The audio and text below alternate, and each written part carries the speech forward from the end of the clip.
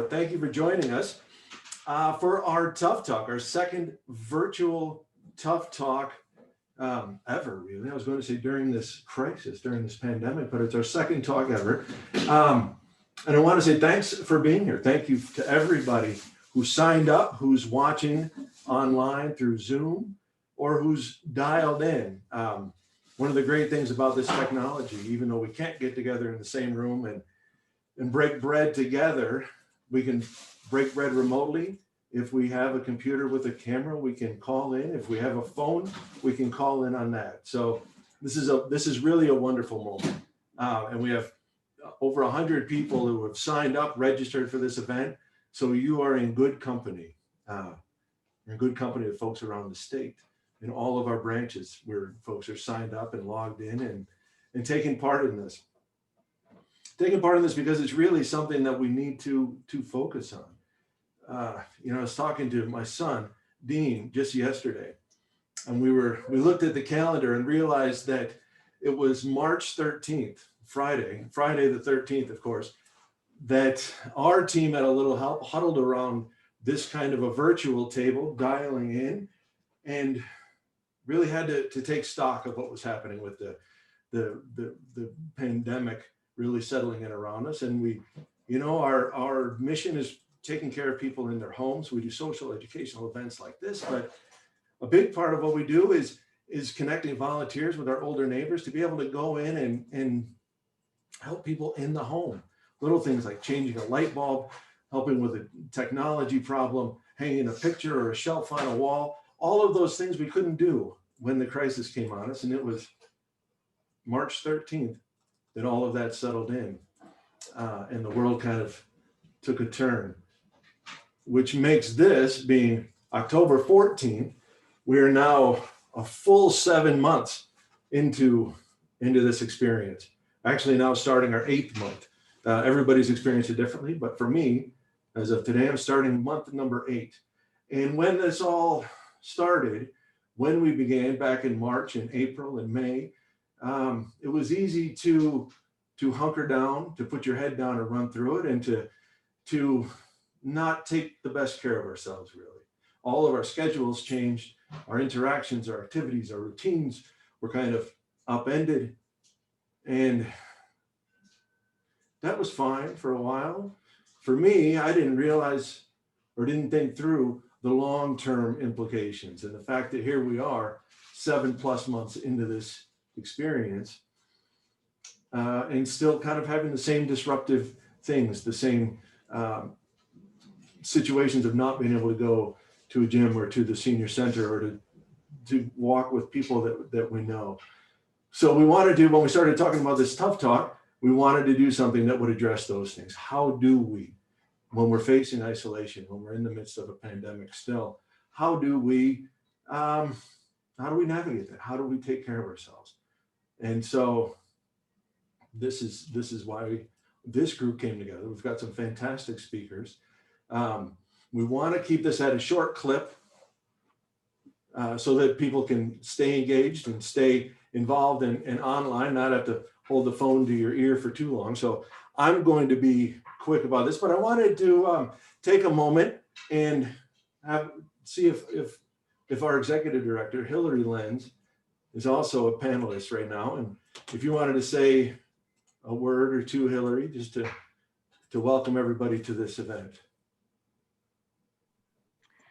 Thank you so much, Jason, and to our entire staff for putting this event on. We're so glad that you're here with us today. It's great to see so many of you tuning in on Zoom or on the phone.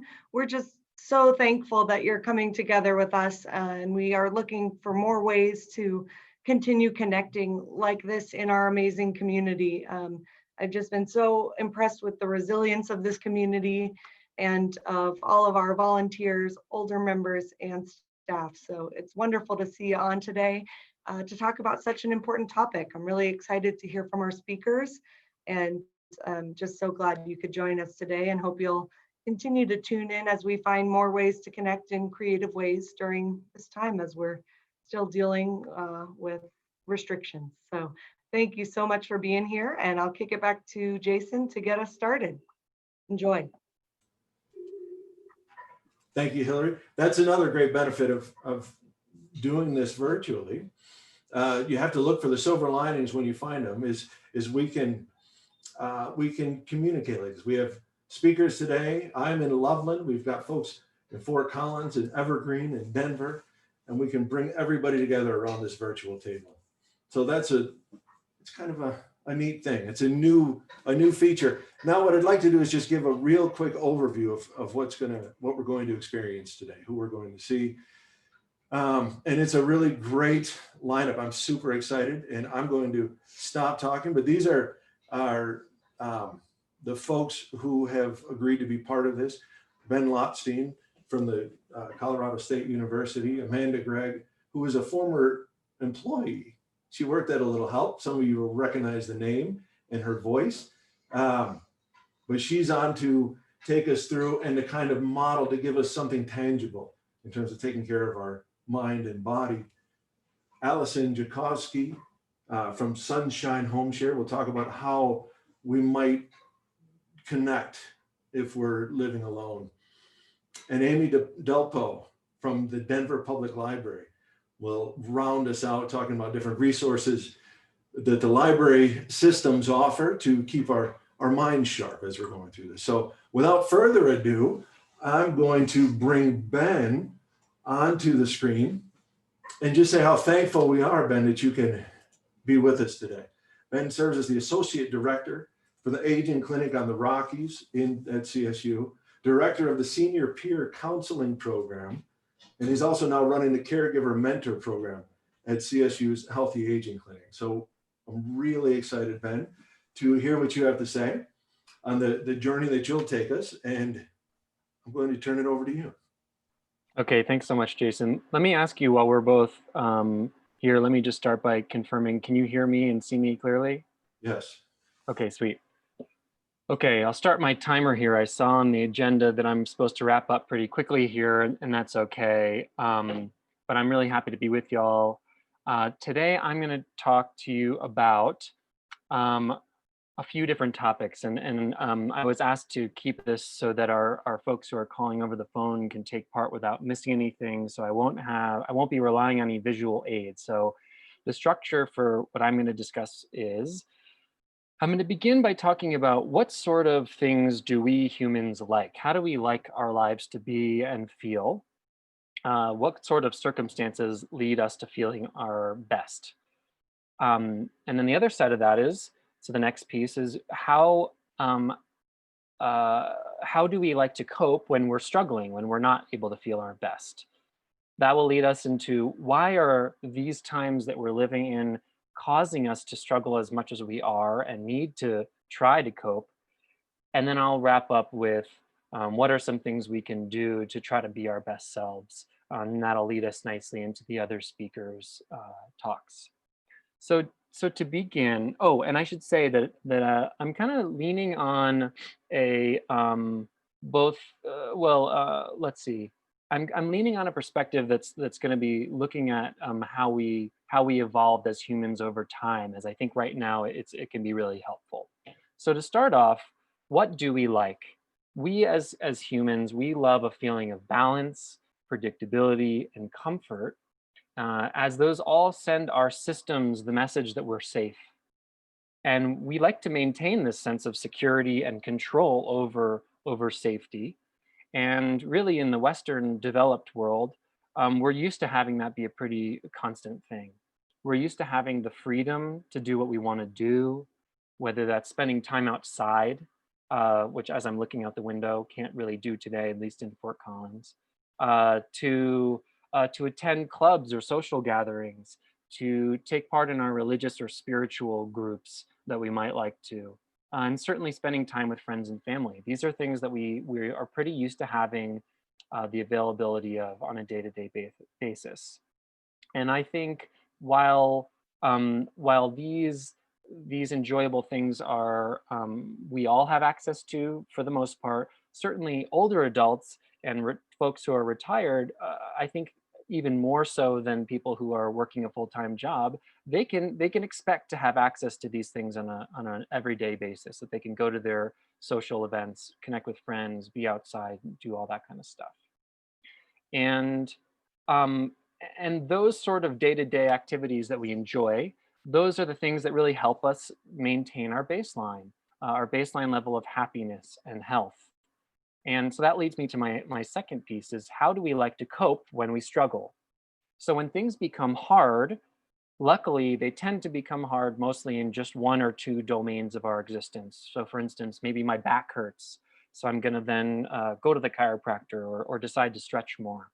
Or if my mind becomes very busy, I've got a lot on my plate, I might think, I should take a bath tonight or do something calming. So, and in doing so, I can deal with just those one or two domains of my existence that are really challenging. And throughout our existence as humans, another thing that we've really relied on is our social networks to deal with life struggles and to help us feel connected. If you think about the humans of thousands of years ago, if you said, you know, I'm just not that social of a person, I don't want to hang out with the group, well, you're not gonna be a good contributor to the group, and you might not survive if you live in a dangerous world and you decide you need to be on the outskirts of the group and then you're attacked or you're not contributing to the group kind of um, daily functioning. So that's kind of like caveman existence, but that's carried through to today. Um, Modern studies of social connection have found that when we're deprived of our connection with social groups, we actually can experience life-threatening physical ailments. So there are interesting studies of kids in orphanages in across the world who have all of their needs met, we might think, except they don't have the social support and they develop these terrible ailments. So the long and short of that is we can't survive without social connection, at least to some extent. And we really lean on it to help us when times are hard. So that brings us to the third piece. Why are current times so trying?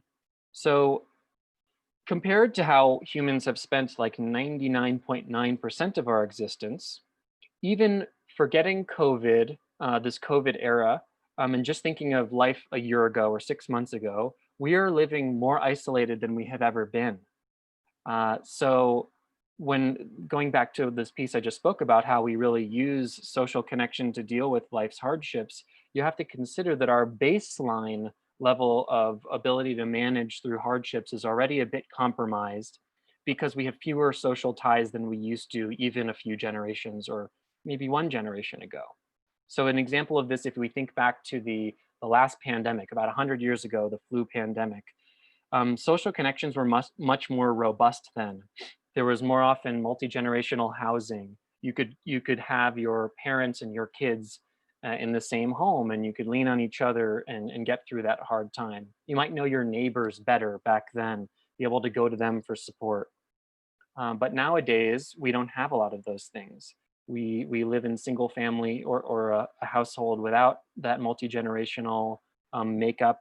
We're less connected with our social groups, and the social groups that we do have are much smaller. So that makes it harder to deal, forgetting COVID. Now, looking at the current times with all the uncertainty, and remember in the beginning I said we love certainty, we love feelings of safety.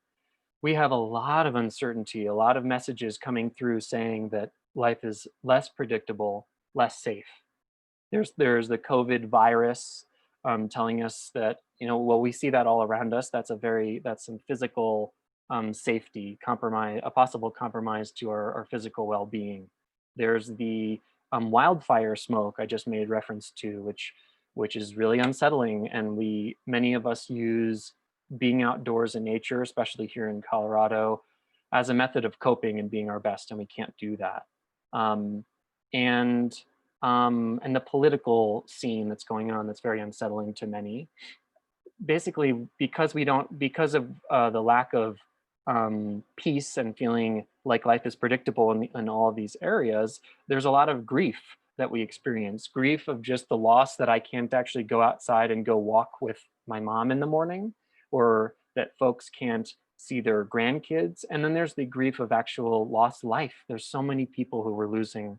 And if you don't know someone, you probably know someone who does know someone.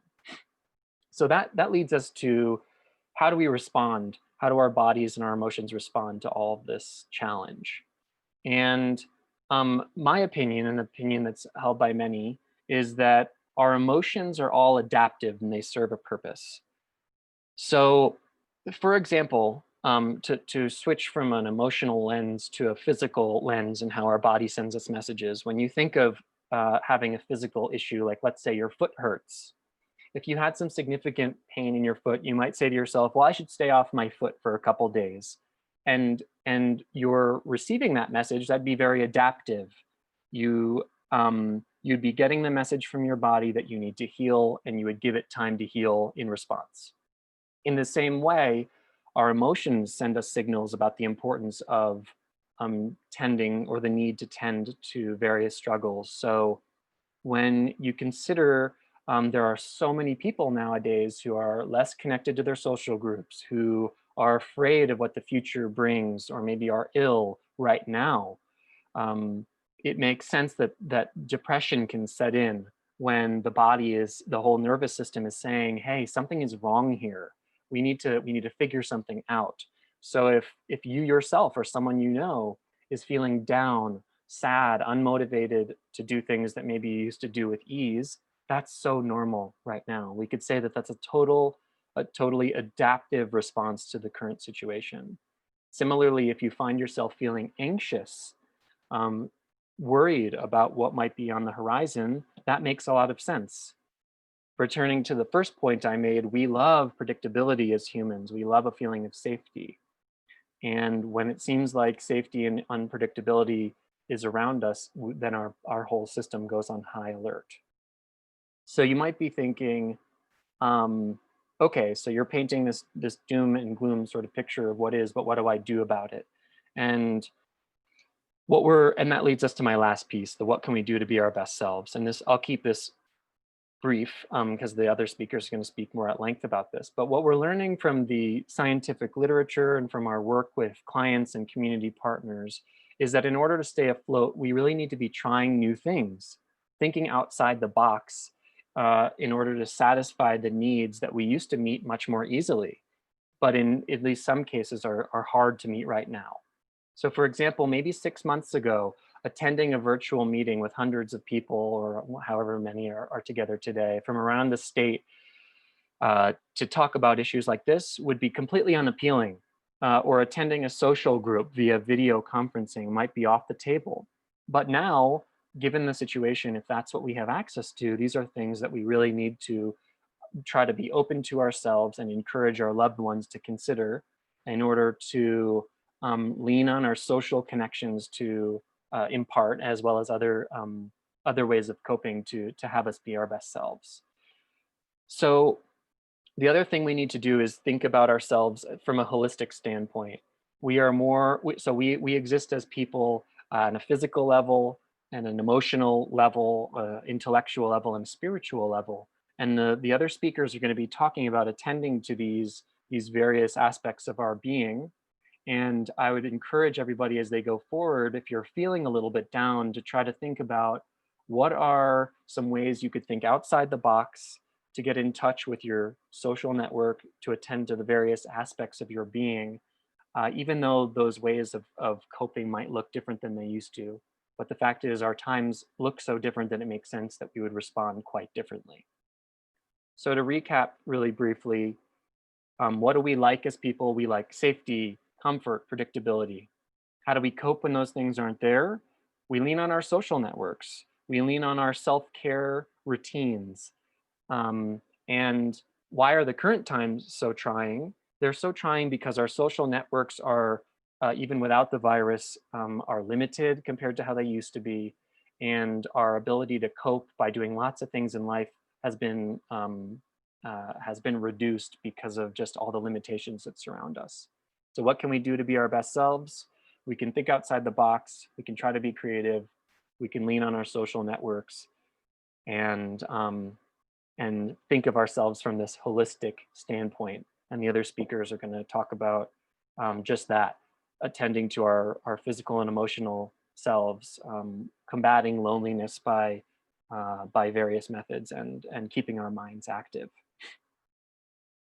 The last piece that I'll end on is just that our clinic, the Aging Clinic of the Rockies, at Colorado State University has a number of programs for older adults and family caregivers that can help also push back against the challenges related to anxiety, depression, isolation, lots of big challenges that folks are facing nowadays. So I'm not going to go into the details of those programs, but they're available to folks in Larimer County as well as throughout the state in many cases. So I encourage you to reach out to our clinic if you want to find out more. And I'm sure Jason could share our info. I think I stuck to just like 13 minutes there, and so hopefully I haven't gone too long, and I can call it at that. And thank you all for your time.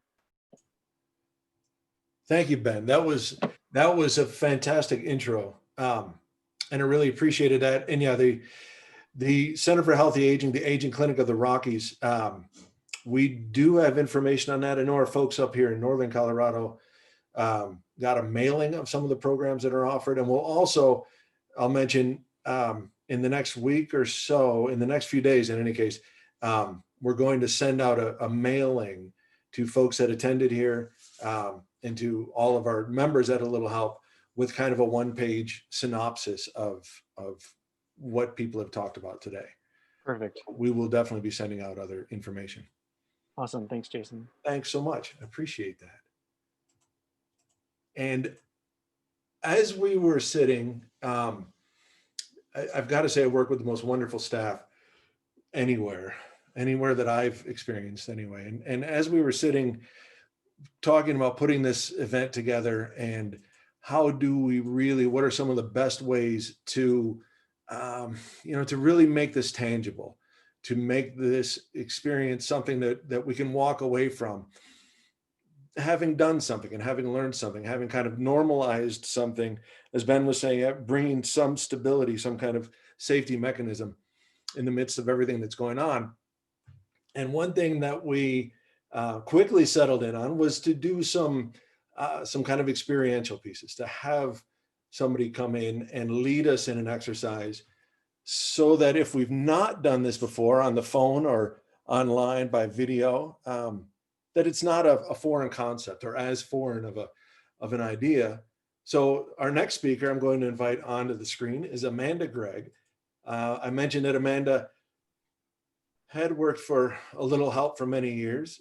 She was on the Commission on Aging in Denver. So she's got a lot of experience working with the same kind of folks, that we're working with, older adults. And also, she brings this passion for life to what she does. And I'll tell you, in the beginning of this year, she really settled in on what's a bigger calling. She launched her own business, her own company, I suppose, called Soaring Eagle Healing up in Evergreen, and does a lot of remote things, but really working with Reiki, with movement. And I love on your email footer, Amanda, it says embodiment speaker. So without further ado, I'm going to turn it over to you. Thanks, Amanda. All right, thank you. All right, I too am going to start my timer.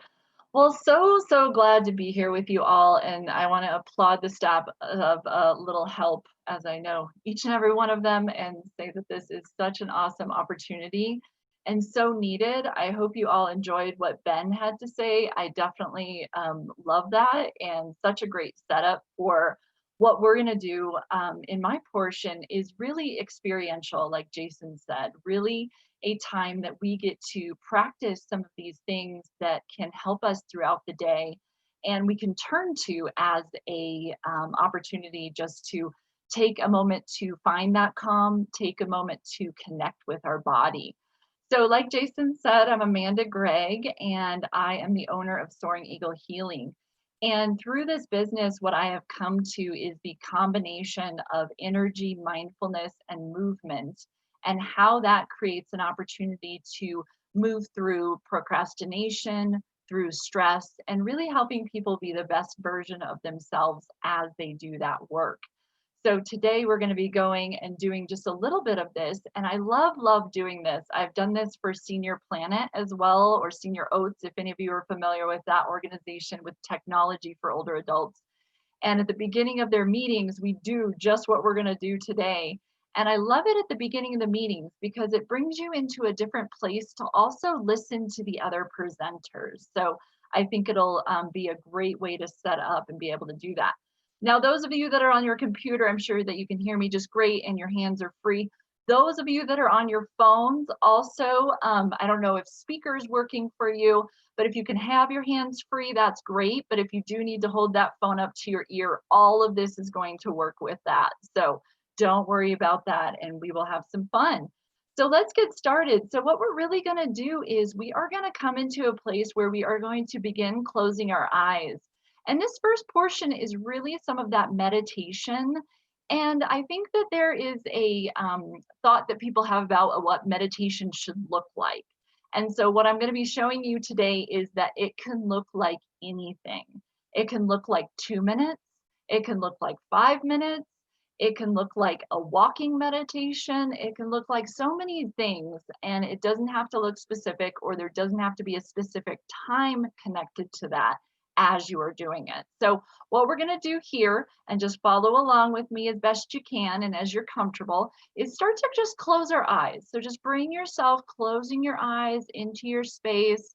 I'm going to talk us through everything, so you won't need to look at me. If you do, pop your eyes open, see what movements I'm doing. But other than that, just begin to close your eyes. So what we're doing here is allowing ourselves just to think about what we've learned so far, where we were before we were invited to and loved to come to this presentation, what we were doing before that. And what we're going to work to do is just kind of set that aside. What this does is helps us move from our mind and move into our body. And that's where we're going to start doing some of our movements from. So just breathing here. And what I always tell folks is your thoughts will come in and out. They always will. Shutting them down and having them be absolutely quiet is really not a thing, my opinion, but just really being able to come out of that, just setting that aside, knowing that your thoughts will come in, just letting them come in and out and not following them in any sort of direction.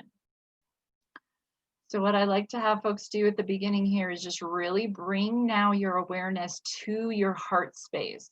So right in your chest area, just where your lungs are. So maybe your breath is helping you really begin to create that space of coming into your heart. Maybe if you're a visual person, you can just imagine what this space may look like as you just bring your awareness there. And what we're going to do with each of our movements today, we're just going to notice a part of our body. And if you want to know more about these pieces, I'll tell you afterwards some more about these. But right now, we're just going to experience them. So just noticing what's happening in your heart space. This can also include your neck and your shoulders. How is your breath moving in and out of your body? So we're just taking a quick moment here, focusing on your breath, breathing in and out. And then with this, we are going to start our movement. And what I really want you to do is bring your awareness into whatever space we are moving. All of these movements can be done from seated. So we won't be standing up today, but there definitely is more movements that can be had. What I always say about these movements also is that you can stop during your day at any time and really connect with your body by doing some of these movements and calm and just come out of your mind a little bit. So our first movement here, and if you need to pop your eyes open, you can do so, but I'll walk us through. We're just going to do some head rolls. So we're really going to take our neck in a nice slow circle. I want you to be aware of your own range of motion. So just taking your range of motion here, being aware of it. Maybe your circles are smaller. Maybe they're bigger, just focusing on that body that we're moving. Just becoming really aware of what you're feeling. Not needing to change anything. Mindfulness is a lot about non-judgment or striving for it to be any different than it is right now in this moment. So keep going in that one direction. A lot of times I know that my mind comes in and says, why are we doing this? We're just going to allow that to happen and allow it to also then move out, not following it in any sort of direction or answering the question in any way. So just really being aware of your shoulders, of your neck, and as you move these places of your body, remembering to breathe as you do that. When you're ready, we're just going to switch directions, so other direction of whichever way you started.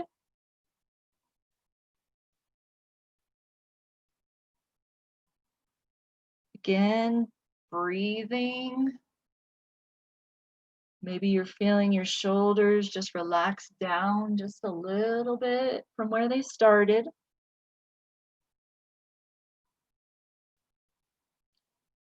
So just a few more revolutions and we're going to meet in the center with our eyes closed. What I love about this movement is right now we get the opportunity just to take that meditative state, just to see what's happening, see how anything has changed from when we started together to right this moment. Just allowing ourselves to breathe right there. If your mind has come in and is wandering about, just allowing yourself to bring yourself back to your breath and back to your heart space. So just breathing there for a moment, and then we're going to do our next movement. So our next movement is a really simple one. So we're just taking our shoulders up to our ears, and then we're pulling them down again. So we're breathing as we go up and then down. So just continue with that, trying to keep your eyes open sorry, not your eyes open, my eyes are open. Your eyes are closed. So shoulders up and down, just really feeling into this. So what parts of your body are moving? Your heart space, your side ribs, your shoulders. How does all of that feel? This is really, really like a moving meditation. The movement does not have to be big, or you do not have to do it for a really long time for it to have benefit for your mind, body, and spirit. Just a few moments, perhaps every hour on the hour, you do something for your body, some movement, some breathing. So keep breathing, keep those shoulders going up and down. All right, then we're just going to meet in the center again. Again, placing awareness on your body, on your shoulders, on those places that we just moved together. And I just want you to take a few breaths and try to move your breath not only in your lung space, but also into your belly. So allowing that breath just to come all the way into your belly. So a few breaths just like that, and then we'll start our final movement together.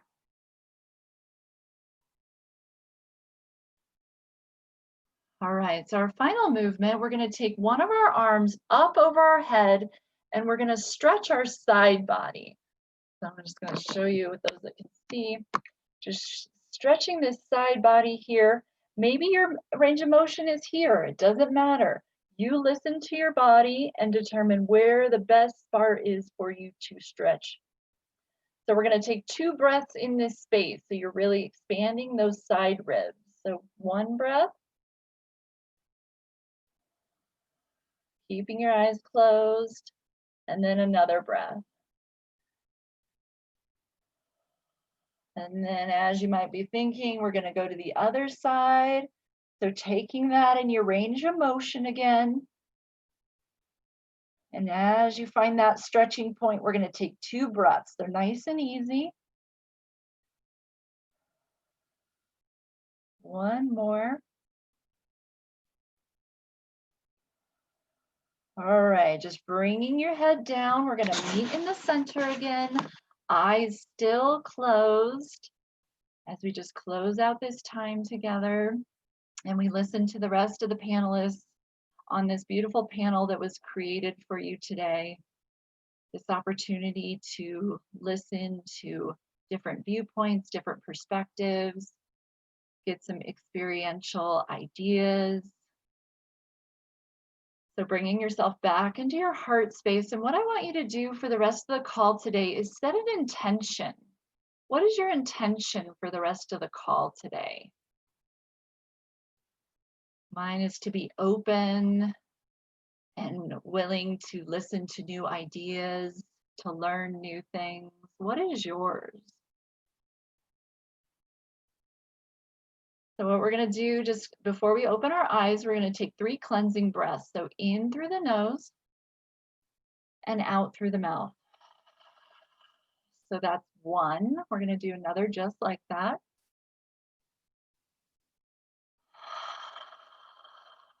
And on this final one, bringing in what you need. So on your in-breath, what you need. Letting go of what no longer serves you. And then as you're comfortable, opening your eyes, taking time for yourself. What I want you to know in my closing time here is after movements like this, you want to be hydrated. So grab some water, be hydrated for the rest of the day. If the next hour comes and you want to do some more of these movements or other movements come to you, please, please do those. Additionally, if you're interested in more movement, mindfulness, and the energy of Reiki, I would love to talk to you. A lot of these movements go along with our chakra system, if you're familiar with that, and how each of these chakras that run through our body, as we do these movements, open and balance them throughout our day. And so it's really, really important to keep this in mind and decide how you want to move today. It can be as simple as just moving your neck for a couple minutes. So I leave you with that, and I so thank Little Help for putting this together. I thank you all and look forward to the question portion today.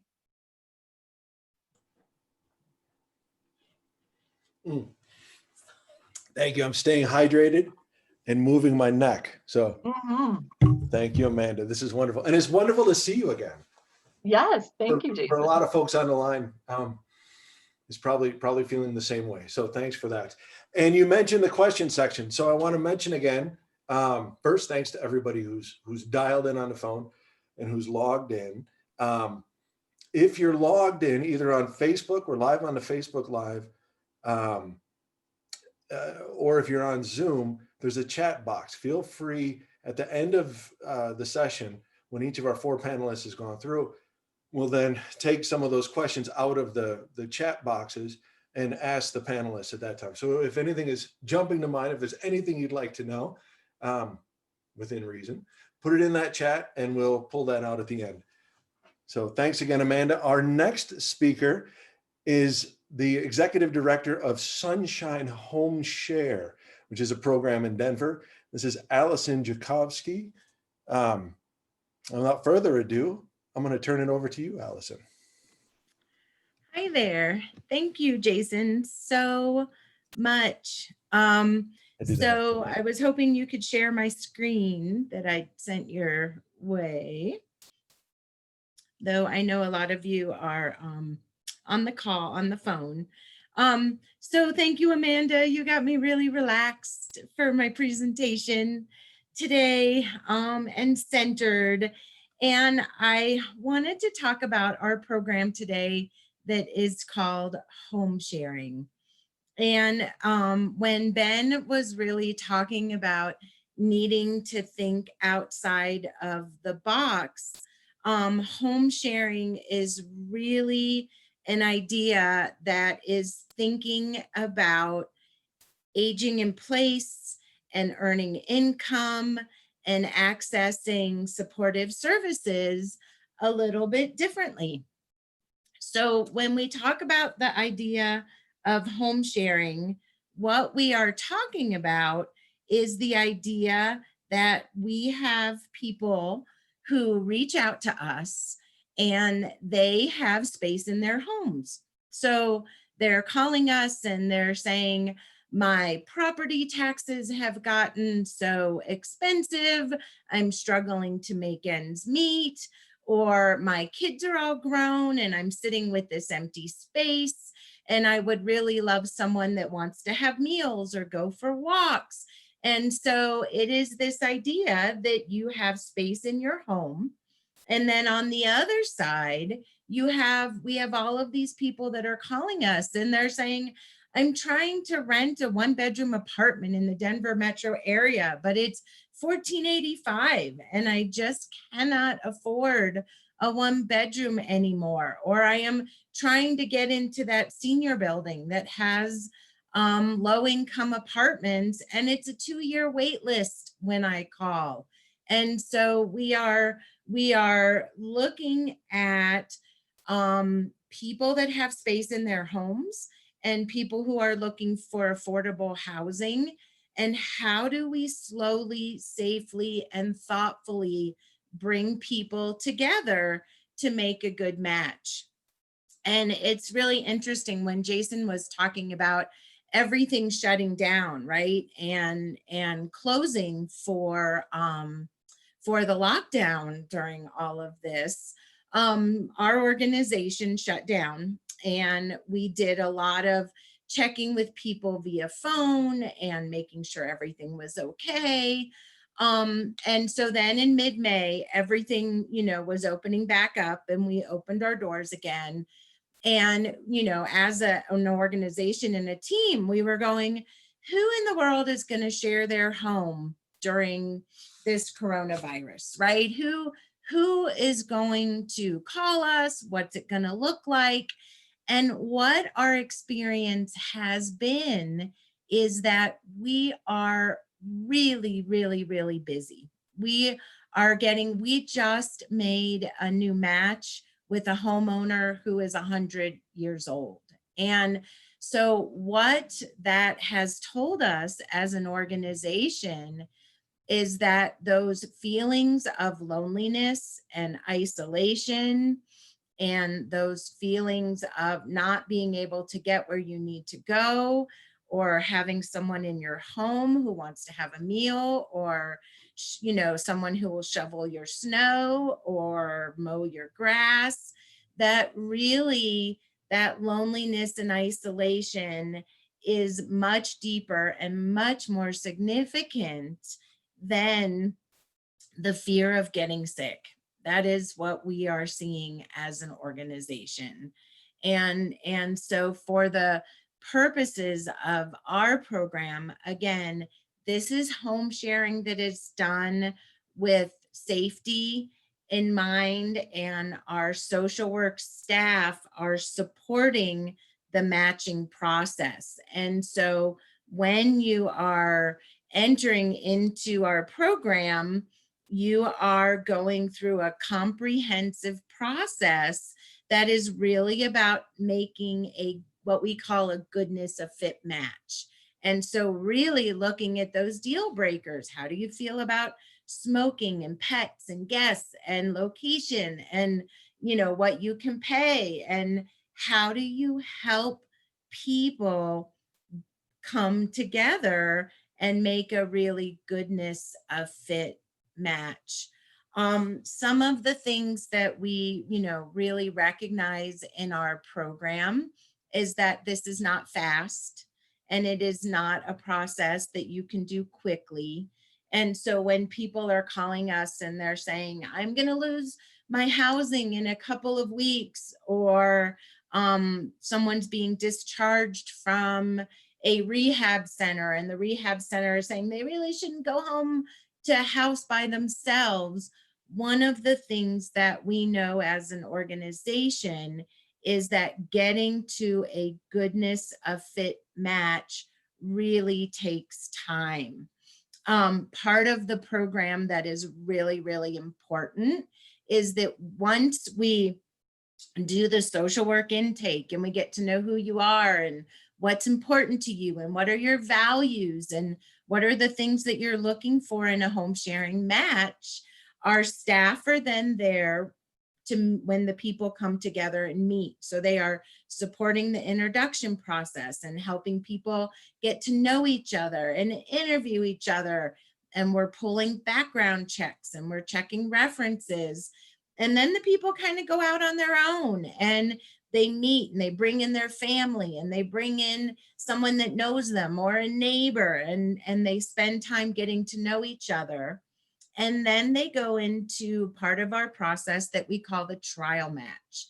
And that is a 2-week time where the person who is looking for housing comes with a really small suitcase and they really give it a go. And this process is really, really important because we always say anybody can behave for a week, right? And so that 2-week period where you're really getting to know each other and trying this out and seeing how it goes with the support of our staff is really important to see if this is a good fit.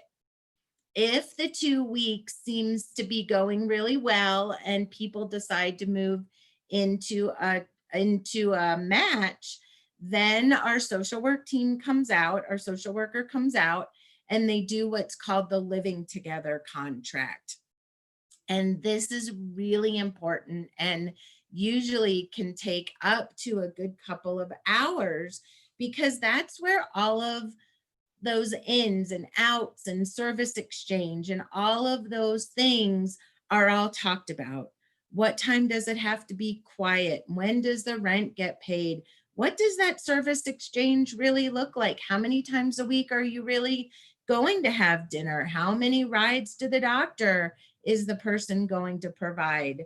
What time does it have to be quiet in the house? And so it is when people are really putting the framework in place for the match.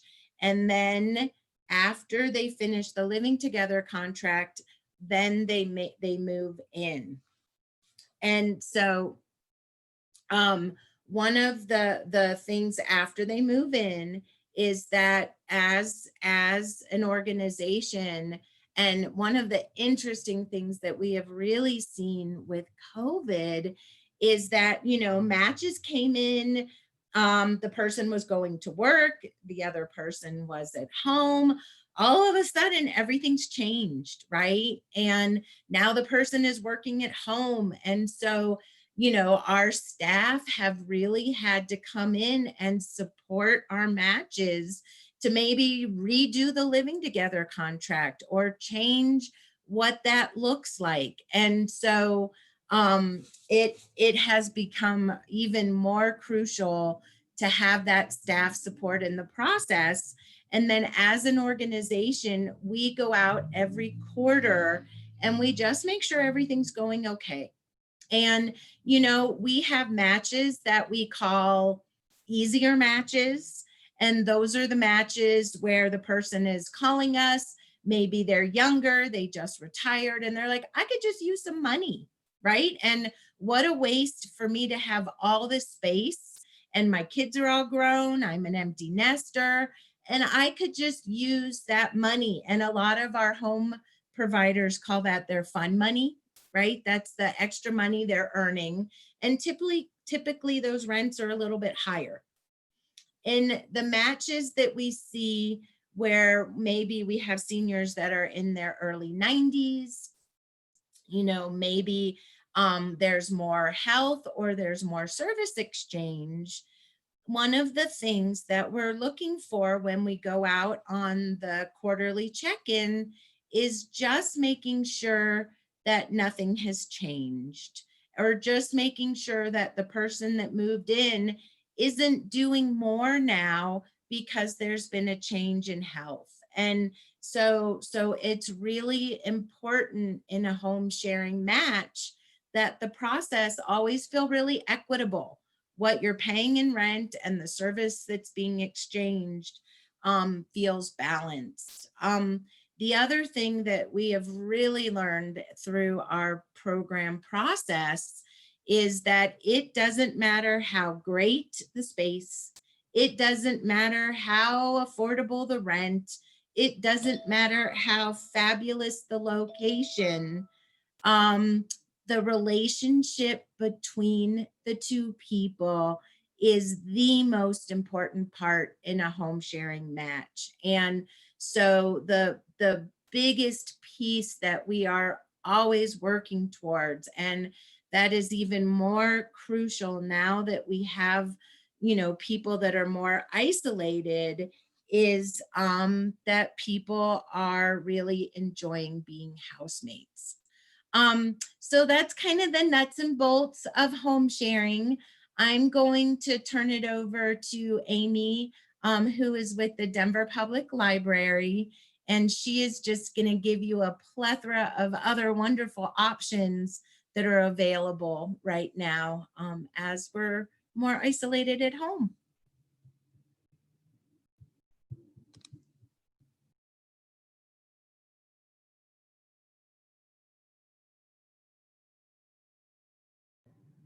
Okay, thank you, everybody. I'm bringing up the rear here. I'm Amy Delpo, and I'm with the Denver Public Library.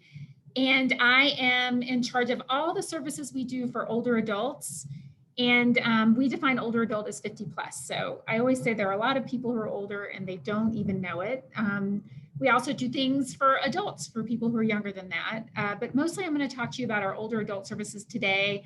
A lot of what I'm going to talk about is applicable to people even who don't live in Denver. If you live anywhere in Colorado, you can use our website, you can download stuff, you can join us at our virtual programs.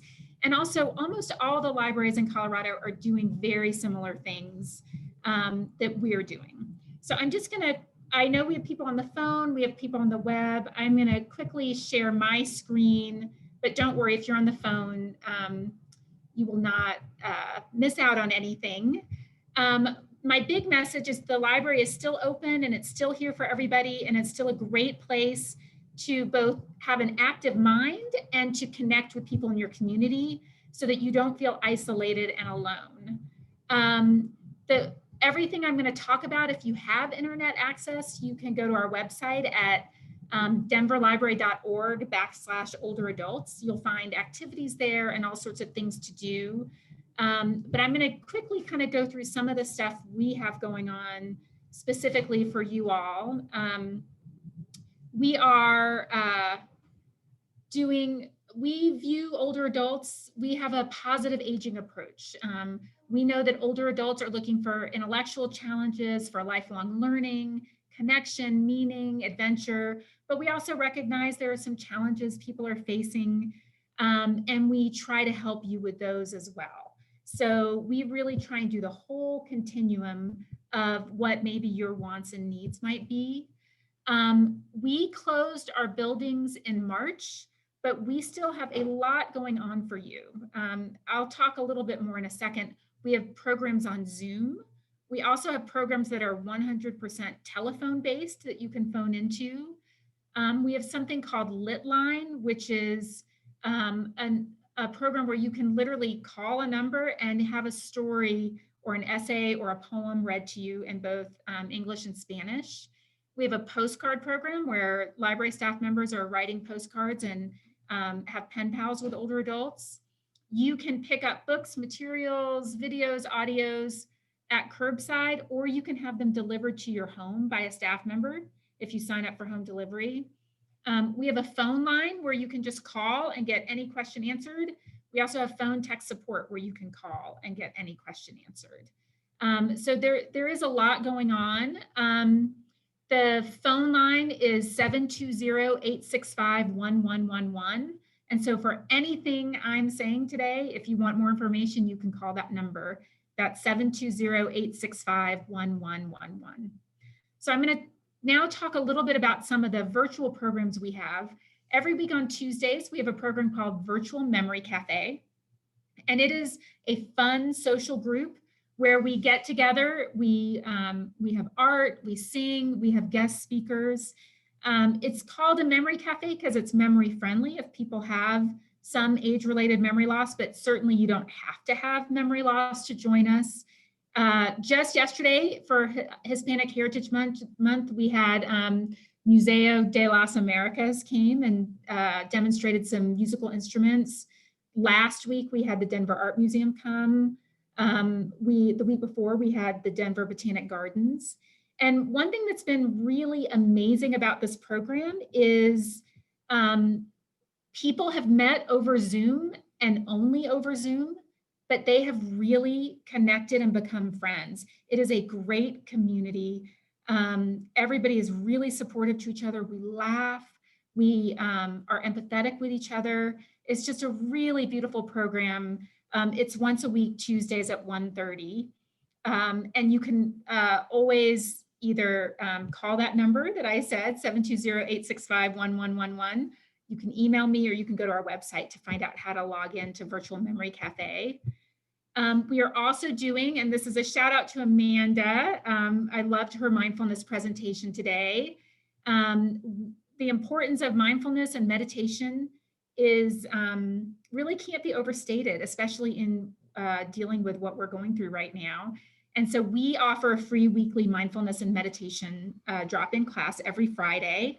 And that is another group that is really connected and become friends over Zoom. You can even either phone into that or Zoom into that.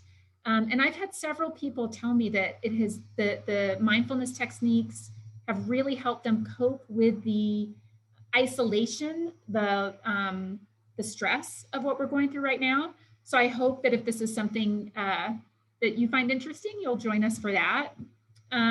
Also, once a month, and actually we're going to do it tomorrow, we have a reflective life writing workshop. And you don't need to be a writer to do this. We're partnering with Story Center to do this. And it's connecting with other people and sharing the stories of life during these times, both our joys, our stresses. Story Center, they're excellent facilitators, excellent, they're trauma-informed social workers. And again, it's a community connecting, but this with a creative bent, so that we can share what's happening to us in a creative, artful way. So that's another great thing to join us for. I'm just going to look, I see people are chatting, and I want to see if any of you are asking questions that I need to, okay, good. And there's just so much more. So those are our programs, but we also have a website that's really vibrant. You can learn a language on our website through something called Mango Languages. We have really high quality health information that I think is very important right now. Our health information is all peer reviewed, it's high quality, they're not trying to sell you something, we won't track your searches, so you can do that through our website.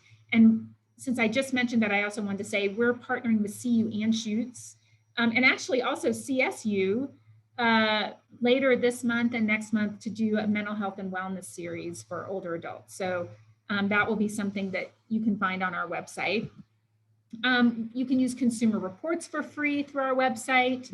You can download ebooks and audio ebooks. So if you find that you're paying for these things through Amazon, you don't have to. You can get them for free through us. And actually any public library in the state of Colorado will have downloadable ebooks and audio ebooks. You can stream movies and music. Canopy is a wonderful streaming service. It has really high quality, great movies, documentaries. People who like the Great Courses series, you can get that through Canopy. And again, this is free through the public library. You can email us to get a personalized reading list, and we'll recommend books and titles. I'm just, again, the technology help I wanted you to know about, that 720-865-1111 if you want tech help or help with anything else. You can do research for a business, for any kind of school assignments if you have kids or grandkids who are dealing with school. We also have the Western History and Genealogy section that we're really proud of. So if you want to take this time to do some genealogy family research, we have genealogists on staff on the phones who can help you do that. And you can also, for free, search through Ancestry, which usually you have to pay, but through the library, it's for free. We have social workers on staff who can help you if you're struggling with some of life harder things like elder abuse or addiction, or if you're at risk of losing your home. We have social workers who can help you through that. I also do want to do a shout out to Allison and Sunshine Home Share. They're amazing.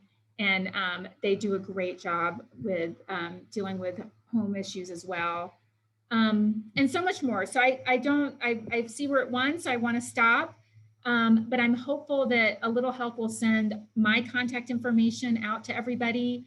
You can always use that phone number, 720-865-111. You can email me, or again, you can go to the older adults page on our website, which is denverlibrary.org/older adults. So I think that's it. I think I'm out of time. So I hope everybody got what they needed from that presentation, and I'll turn it back over to Jason. I'm going to stop sharing now.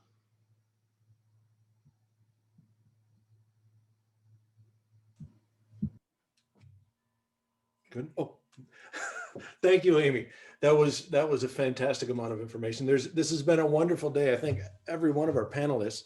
We are now at 1 o'clock. We are, according to my clock, 2 minutes past. So thank you all for bearing with us. A couple more things. One, first to answer your question, Amy. Yes, we will be posting. We'll be doing the physical mailing that I talked about earlier, with kind of a summary of everybody's presentation. We'll also be posting a page on our website, kind of with an FAQ session on today, and the different resources that folks have. So we'll send that out by email if we have your email address. And we'll also put it up on the website so everybody will have access to that. So thank you again. We're going to take the next minute or so. And again, I mentioned that chat box at the bottom. We've got some great questions in there already. If you have any questions, throw them in the chat box. If you're online, if you're on the telephone, just hold on for another minute and you'll get to hear some great questions, and hopefully the question that's been ticking in your brain will get asked. And we have ways to follow up after that as well, if you can go to the website, if you have internet access. The next thing that we want to do in this time, we're going to be focusing on a lot more of these kind of events to bring people together virtually, to offer great resources. So there's a poll on your screen now. If you could just give us a little bit of feedback, just to let us know how you received this event today, it'll help us craft these in the future.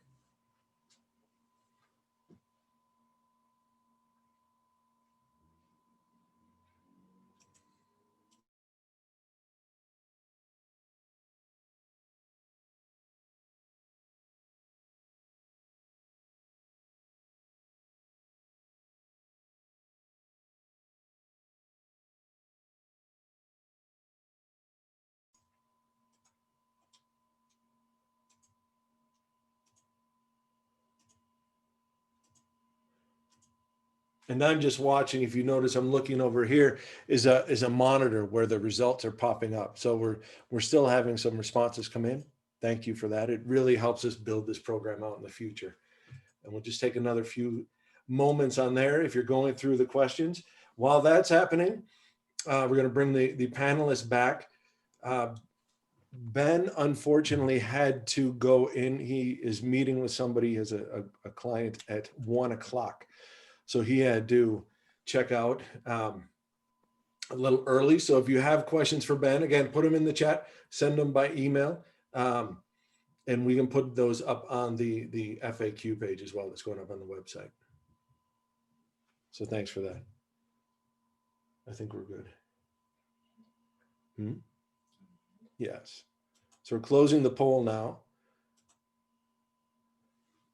And we're all back up. Thank you again, everybody, for being a part of this.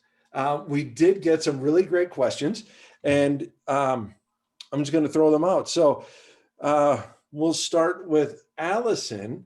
I think I know the answer to this first question, but I'm going to ask you the home share idea, the home share program is wonderful.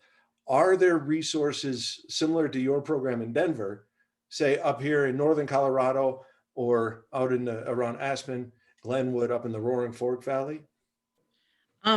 Yeah, so there are a couple of different programs around the state.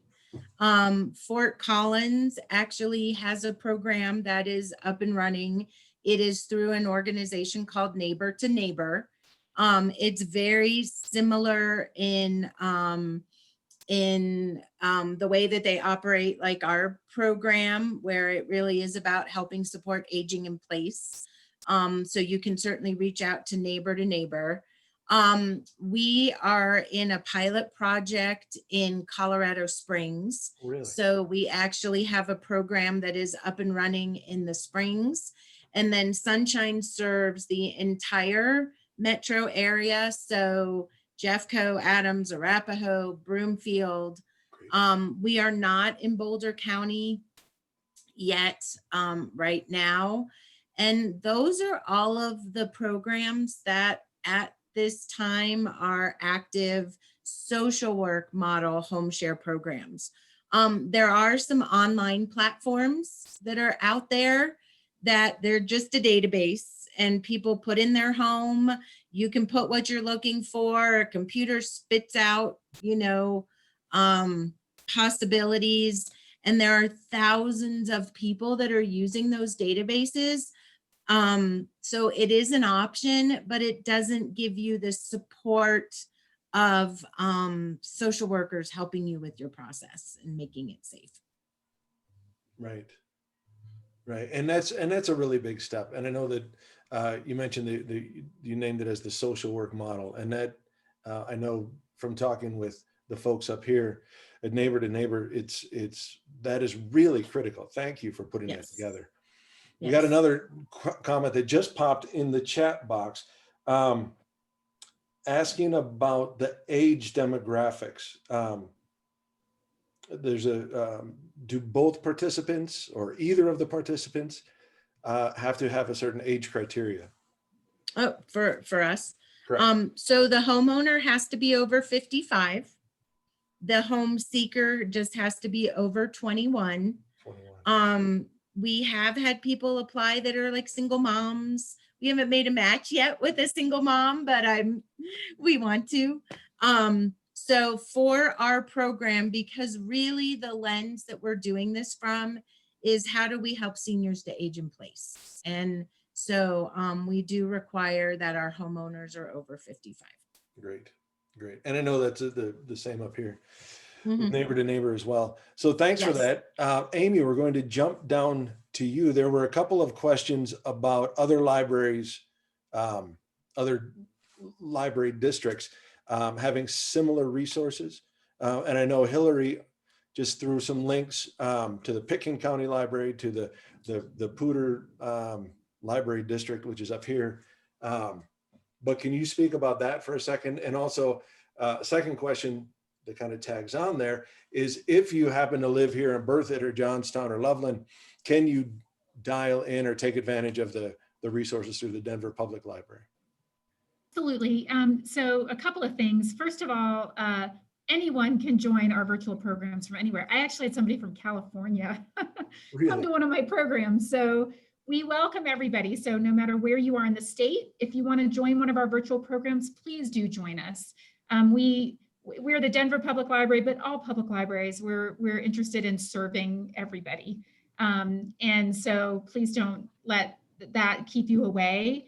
To actually download things from our website, you do need a Denver Public Library card. However, any Colorado resident, no matter where you are in the state, can get a Denver Public Library card online. And that's true at all Colorado libraries. So I, for example, have a Salida Public Library card, and anywhere I go in Colorado, I get a library card. So you're welcome to do that, but all public libraries will have a lot of these things that I talked about. They'll have the resources, the downloadable ebooks. Just check with your own public library, either on the web or actually call them. We're all very similar in what we do. The one thing, that advantage that Denver has, we are the biggest in the state. So we just have a lot of sometimes more resources or offerings.